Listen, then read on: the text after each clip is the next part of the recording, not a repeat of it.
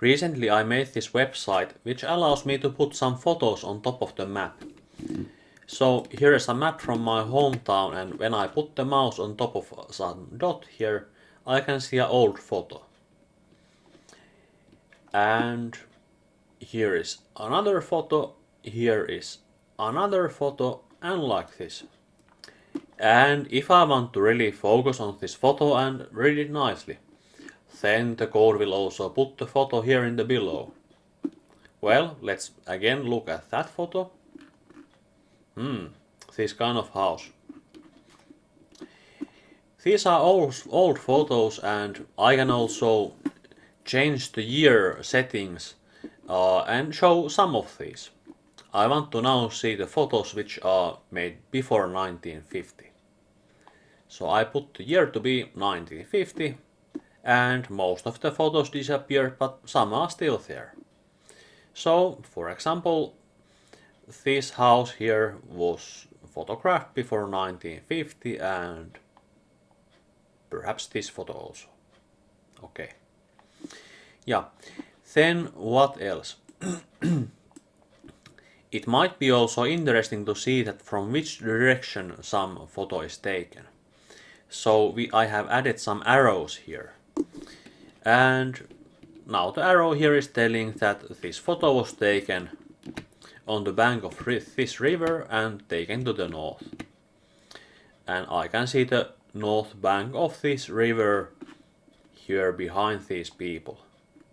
Yeah, so the river is behind the people. Seems reasonable. Well, the site uses this mouse over function, and it is okay to use this thing on a desktop computer or laptop, but how about using it in a phone? In the phone I don't have a mouse. So there's a mobile version of this also, and in this version the mouse over has been replaced by a button.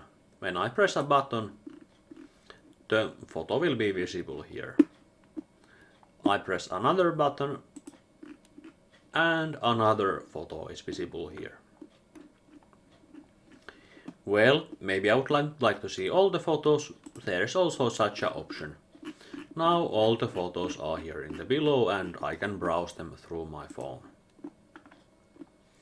Well, how are these websites done?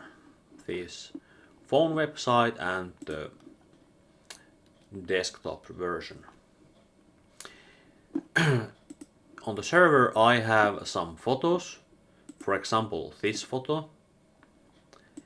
I have the related location things in a file. It's in this location and taken on this here, and then there is this compass direction of this photo. Also the information about the contents is written here. So for each photo I have these three files, and I have made a PHP file which will go through all of this stuff. Yeah, the PHP files are here. Well, let's take a look on the code. The codes are licensed under GNU GPL version 3. So this software is free software, and you can make your own version, but please also share your code with this license. If you make some improvements, I would be very interested to learn about those. Well, this website and the code is in Finnish, but you can understand almost everything. It will be fine. In the website I have some CSS code which adjusts the style. Some colors are put, some widths are defined. The map and the geometrical properties are done by JSX Graph library. It's a JavaScript library which can do these things. there is some info for the users. Then there is a small info photo there, and then there are two boxes where the adjusting slides and the map are. So yeah, you can get the basic idea. This is how this website works, and here are the sliders in one box, and here is the map in another box.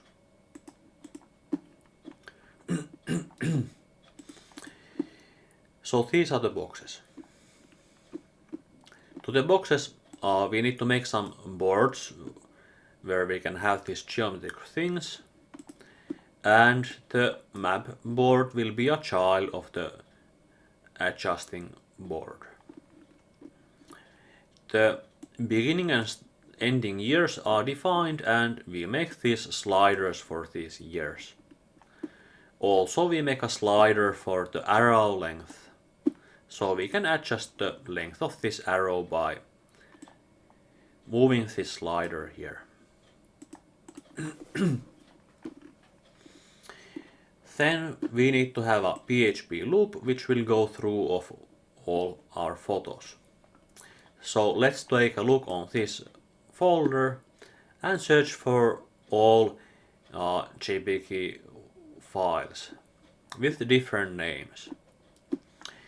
This variable will contain the name of the photo, and we will look for a same name file, which is a text file and will contain the location things. Then, sorry, I'm in the wrong place.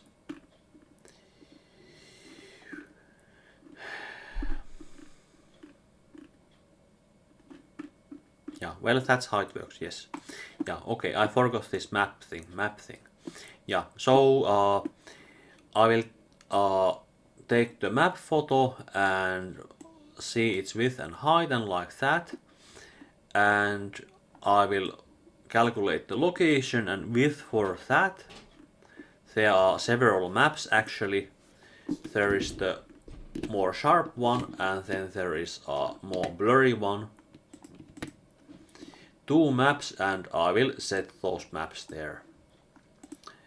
And need to do some adjusting so the color won't change when I put the mouse on top of the map. I don't want any color change. Okay, and then the photo stuff. Let's look for the photo and the position of the photo, and then here let's add those photos on top of the map and the corresponding points there, and let's make the arrows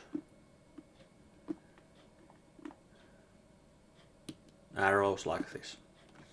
Then the photo will be at first not visible, and okay, the visibility of the photo and the arrow will depend on if the year is in the range. And then when we put the mouse over the point, then the photo will be visible. And when we take the mouse out, the photo will disappear. Like that. Yeah, and then this other thing that we want to have the photos also in the below of this map.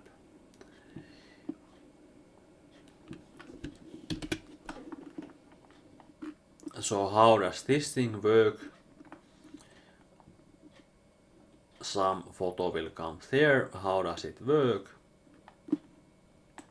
Well, actually all the photos are there below the map, just one of those is visible. So we will again make a loop of the photos and put all the photos there, but in a disappearing way. And when we put the mouse over some photo, a function will make that photo visible in the below. So one photo will be visible there. Well, these visibility functions are there in the bottom. Here, something can be hidden and something can be put visible, like that. Yeah, then what's the difference of this desktop version and the mobile version? Well, here we have these buttons and how to do those in the code there where we make the see all the photos. We need to make some buttons and that's it. Make some button and define what happens when you press the button, and then it will work.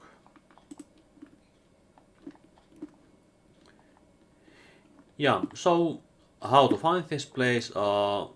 It's some site here. I hope you can see the name of this site.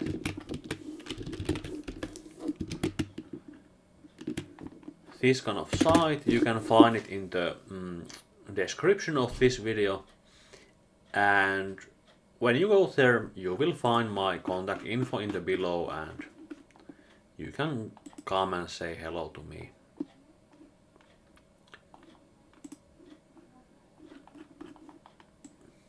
Yeah, that's all.